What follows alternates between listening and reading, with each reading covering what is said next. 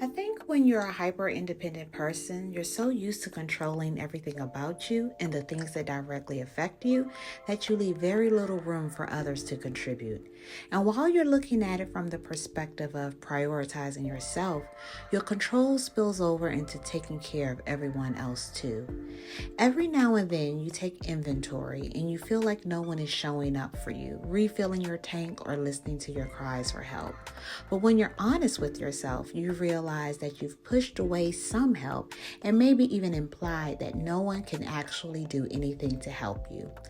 Hyper independence can make you feel isolated, lonely, unappreciated, overstimulated, and on edge. It can drive your nervous system crazy.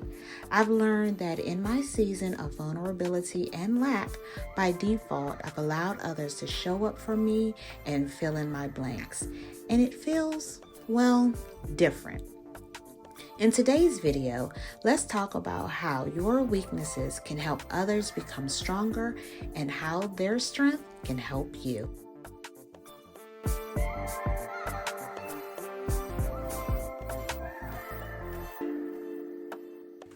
Hi friends, welcome in. My name is Shannon and welcome to my channel, Shannon the Fit.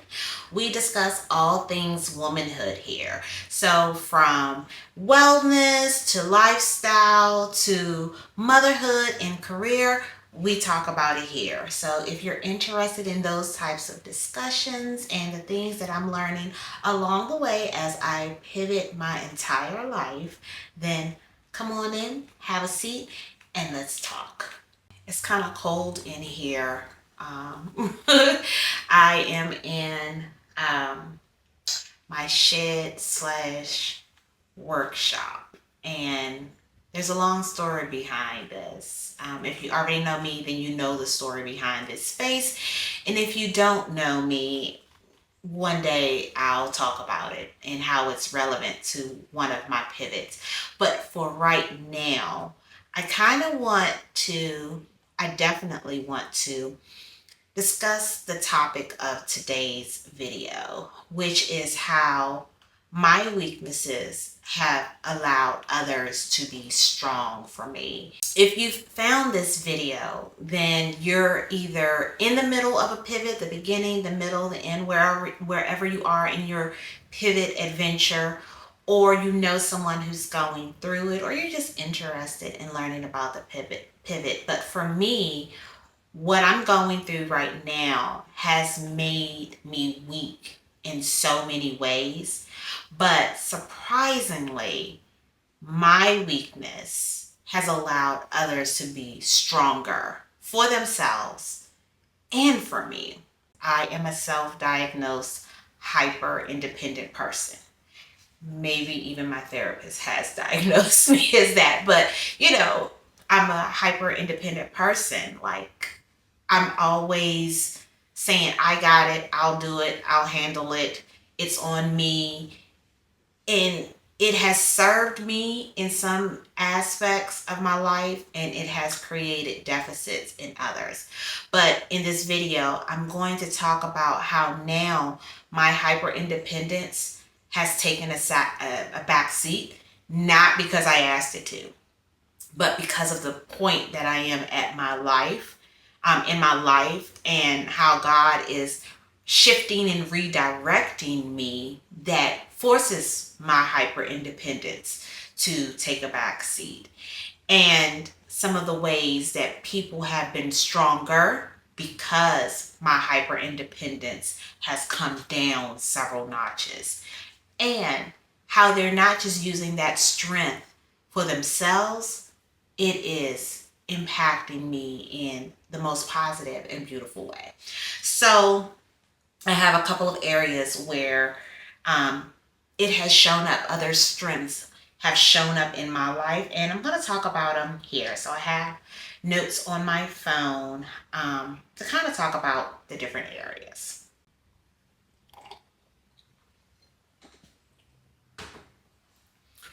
So in this season of my life, the number one area where I have found that I am weak, or where I am weak right now, is finances. I talked about it in my first video and my second video, how my career pivot halted my finances. And for me and my household, I was a major contributor to the finances of my household. And I was a major contributor to the finances of my lifestyle, right? The things that Shannon wanted for herself. Shannon was so hyper independent, she didn't let her husband get those things for her. I was not a passenger princess in my life. I'm not talking about in driving. Like, I was not the passenger princess of my life. I would take my hard-earned money and buy the things that I wanted for myself, never leaving space for my husband to do it or anyone else. And we would always have deep discussions around that because he didn't look at it as emasculating him. He looked at it as there's something deeper that makes you feel that financially you have to do it yourself versus having an able and willing husband and partner who can do it for you.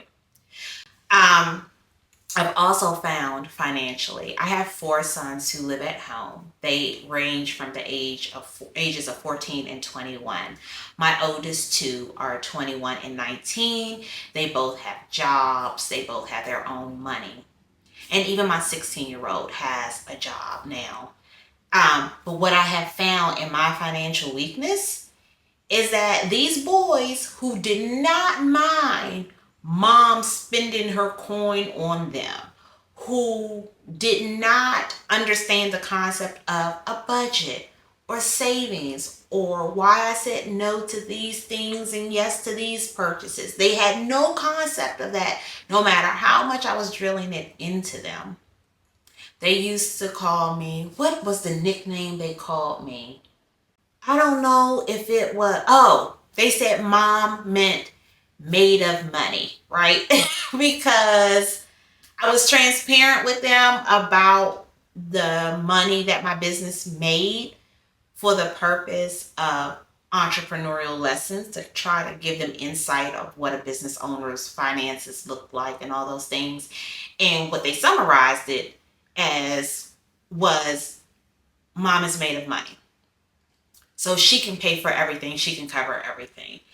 Now, with me being financially weak, these boys have not only bought their own groceries, they buy groceries for the house. Have not only bought the laundry detergent and dish detergent and paper towels, the good paper towels, y'all, the good paper towels. The name brand laundry detergent and dish detergent. Not small bottles that they can use for themselves, family size bottles for the household to use. The way that they are showing up financially in terms of contributing to this household is something they never did when I was so hyper independent. I was taking care of everything myself.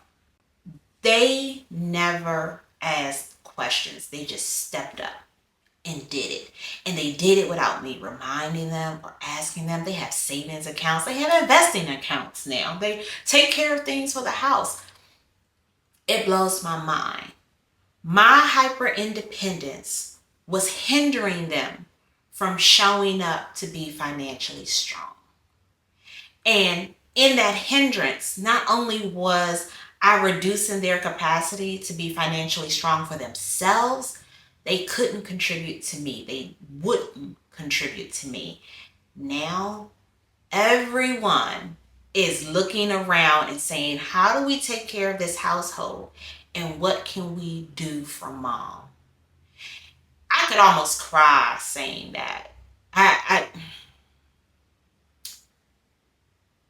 It's not that the money is everything. It's the fact that my weakness, my vulnerability, I thought I would be ass out, guys. I thought that everything would crumble because Shannon didn't put up, so she had to shut up, right? And that was totally not the case.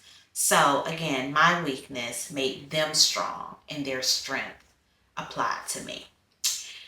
Whew. So also in this season of my life, I have decision fatigue around some things. And it's mostly with making decisions with how I'm moving the fifth curve forward in certain directions, a lot of different directions. But I had decision fatigue and I could never say yes or no, this way or that. Like it just kept ruminating. The same decision just kept ruminating and replaying, and I could never just figure it out.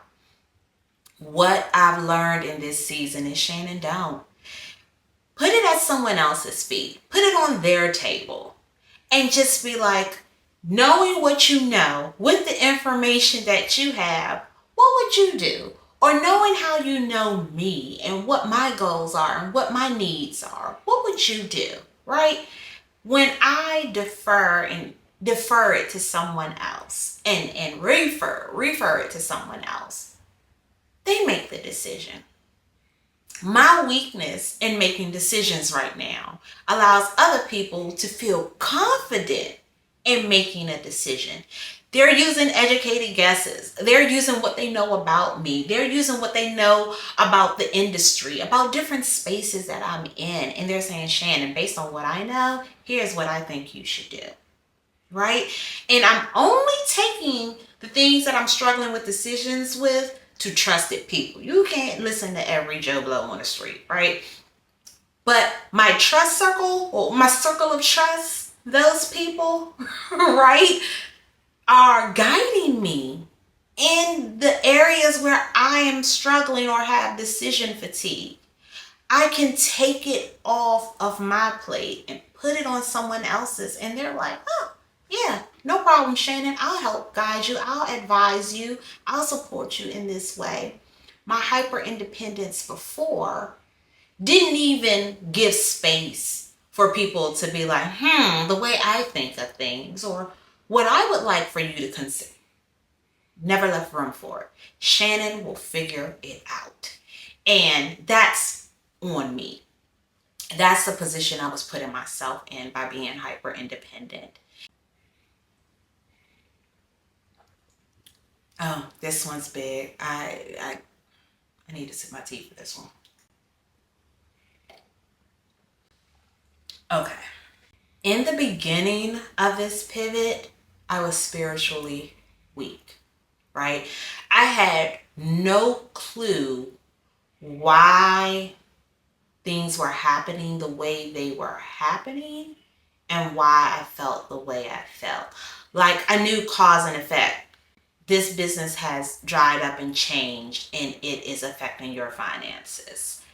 You have been idle and haven't been moving your body. You've been very sedentary, so you've picked up weight. You have been doing X, which is why Y is happening, right? That was basic. Spiritually, I thought I was being punished. I thought I was being punished. I was spiritually weak. Over the course of this pivot, which officially started around like August, the beginning of August of 2025, I have grown much more spiritually strong. I ain't a saint. I'm much better off than I was in July, 12 months before that, 12 months before that. Now, don't get me wrong. I've always had faith. I've always believed in God, but something was off, right? Something was off. My spiritual weakness allowed others and their spiritual strengths to work for them and work for me. In this season, I have prayed for others way more than I have prayed for myself. And I have listened and leaned in and obeyed the instructions that I feel in my heart, my soul, my gut are because of my strengthened connection with God. That spiritual strength comes from tapping into the spiritual strengths of others. I have a friend who introduced me to her book club that she's starting. And the book that she had us read It's called Obedience Over Hustle. I'll drop it in the link. I'm in the description box. Her introduction to that book dynamically changed my spiritual strength. Where I was weak, her strength in already have reading this book and already accepting a calling that she believes is happening over her life and being obedient in areas of her life, her strengths tapped in and poured into me to make me stronger, because then she prayed for me. Then she recommended the book. Then she invited me into her book club. Then the word started surfacing and things started getting clearer. Her strength showed up for me. My willingness to begin to not only pray for others with that back door of how it benefits me, but to just solely isolate praying for others to make them strong has strengthened me spiritually. And that's by proxy, not by design. I did not do that for that benefit. I feel much more spiritually connected. I feel much stronger spiritually. And it's all because of my spiritual relationship with others, tapping into their strengths, and then watching that overflow, that abundance pour into me. And so this is my last one. I think probably when I get back into editing mode, I'll think of something else. But from what I'm immediately seeing, I had a rest weakness.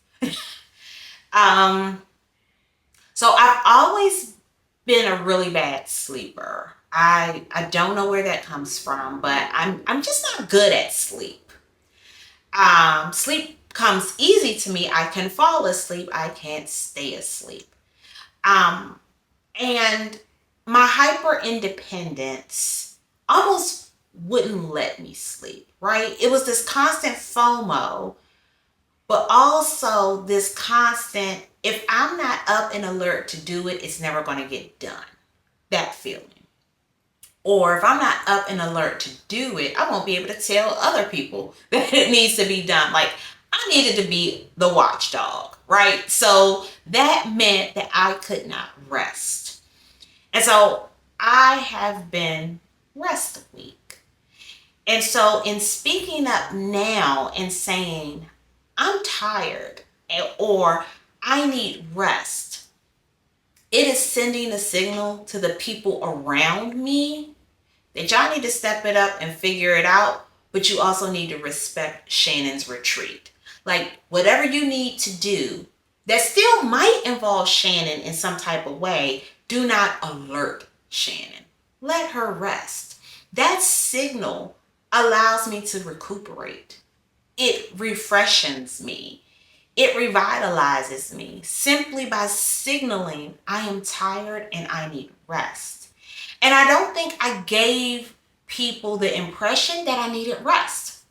Like, I was always begging for rest, but I was doing it in a way that made it a burden to others and almost like it was optional for them to respect it. And now it's like there is no option. She has sent the signal. We know what to do. Back off. We can figure it out, or we can wait till she's replenished so she can contribute to figuring it out. I'm still a bad sleeper. I don't know why that is. I'm taking my magnesium at night, same routines at night, cutting off my screen time. I don't know. I'm just a bad sleeper. And in some ways, tapping back into spirituality, I think God wakes me up in the middle of the night to talk to me because that's when I'm more likely to be obedient or at least just listen. I quiet the noise in my head. That's neither here nor there. Rest. Me claiming and taking rest has allowed other people the space to step up or step aside and wait until I am rested for me to rejoin the conversation or contribute in some way. And I just find that remarkable. I find that absolutely remarkable. So that's it, guys. That is how I have learned that my weaknesses are weak by design in this era of my life, because it's allowing other people and their strengths to get stronger, and that overflow pours into me, right? So I'm not sure where you are in your journey, or if these areas that I've identified are the same areas of weakness for you. Maybe they're totally different. Maybe they're somewhat similar, or maybe, we're matching vibes here, whatever the case is. I would just say to anyone who is watching this who is self proclaimed hyper independent, or Mrs. I'll fix it, or whatever the case is, that doesn't allow you to surrender, that doesn't allow others to come in and compensate, that you take a little bit of inventory and figure out, really, why is that happening? Is it because you've surrounded yourself with the wrong people who don't pick up the clues? Or is it because you've positioned yourself as a person that doesn't need the things that they think they need, right? So again, drop a comment. Let me know if these areas are where you find yourself weak in these moments, and if you have people who are, refilling your cup. And let me know what other areas that you've discovered in your journey where you've been weak and it has strengthened others.